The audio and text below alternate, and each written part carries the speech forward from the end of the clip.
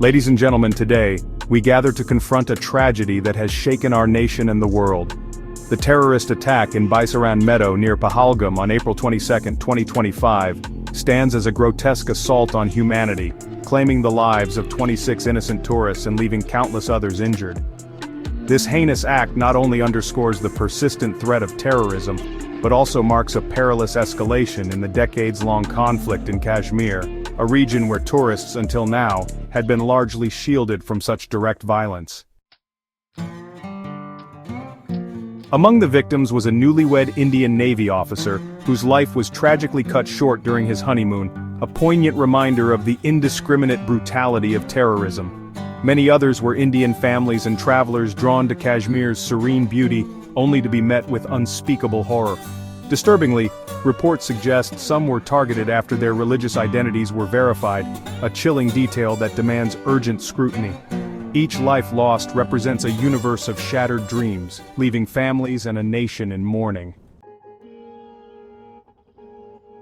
The Resistance Front, TRF, a shadowy group linked to Lashkar-e-Taiba, has claimed responsibility. While investigations are ongoing, Indian security forces have responded with resolve, extensive search operations, heightened checkpoints, and rapid deployment teams now safeguard tourist hubs like Srinagar and Gulmarg.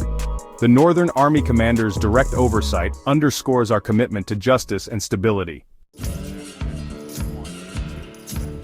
India's response extends beyond borders. We have summoned Pakistan's senior diplomat, expelled military officials, closed the Atari border, and suspended the Indus Waters Treaty, a stark signal that state-sponsored terrorism will incur grave consequences. These measures reflect our resolve to confront threats at their source and hold accountable those who enable violence. The attack has struck at the heart of Kashmir's economy. A mass exodus of tourists has devastated local livelihoods, compounding the region's challenges. In response, emergency help desks in Srinagar and Anantnag, alongside extra flights for evacuations, aim to mitigate immediate hardships. Yet the long-term scars on Kashmir's tourism-dependent communities will require sustained support and solidarity. This atrocity has been universally condemned. From global leaders, including the United States and the United Kingdom, to India's Supreme Court, the world has echoed our outrage, denouncing terrorism's inhumanity. Domestically, voices across the political spectrum have called for unity, though contentious remarks linking the attack to internal religious dynamics have been firmly rejected as divisive and unfounded. This tragedy evokes the 2000 massacre of 35 civilians during President Clinton's visit, a somber reminder of Kashmir's cyclical strife. Today, as then, we are reminded that peace remains fragile, demanding vigilance and courage. The Baisaran attack is a watershed moment. As we honor the victims, our resolve must be unwavering to pursue justice, bolster security, and restore Kashmir's spirit. This is not merely India's fight but a global imperative against terrorism. Let us stand united, governments, citizens, and the international community, to ensure that hatred does not eclipse hope. In memory of those lost, let us reaffirm our commitment to a future where Kashmir's meadows symbolize peace, not peril. Together we shall overcome. Thank you. Ladies and gentlemen, esteemed colleagues and citizens across our nation and beyond, today, we gather under the shadow of an unspeakable tragedy, the horrific terrorist attack in Baisaran Meadow near Pahalgam on April 22, 2025. This cowardly act of violence, which claimed the lives of 26 innocent tourists and left countless others injured, has shaken our collective conscience. Among the victims was a brave Indian Navy officer celebrating his honeymoon whose life was cut short alongside families, dreamers, and explorers drawn to Kashmir's timeless beauty. To the bereaved families, we extend our deepest condolences. To the injured, we pledge unwavering support in their recovery. This assault represents a dangerous escalation in Kashmir's decades-long conflict. For years, tourists, symbols of hope and normalcy, had been spared direct targeting, yet this attack deliberately sought to shatter that fragile peace. Disturbingly, reports suggest victims were singled out based on religious identity, a tactic that underscores the perpetrators' aim to divide communities and inflame hatred.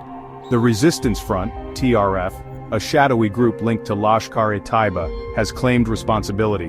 While investigations are ongoing, India's security agencies are meticulously verifying these claims. Let me be clear, those who orchestrated this bloodshed will face justice.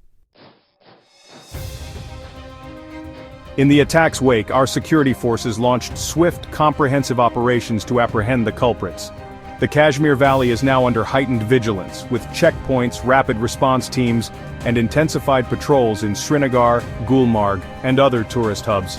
The Northern Army commander is overseeing these efforts to ensure no further threats materialize. Diplomatically, India has responded with resolve. Pakistan's senior diplomat in Delhi has been summoned, and specific military personnel declared. The Attari border closure and suspension of the Indus Waters Treaty signal India's unequivocal stance. Terrorism emanating from foreign soil will not be tolerated. Beyond the human tragedy lies a devastating blow to Kashmir's tourism sector, a lifeline for thousands. The exodus of visitors compounds the region's hardship. In response, emergency help desks in Srinagar and Anantnag are assisting affected tourists, while extra flights are being mobilized to facilitate safe departures.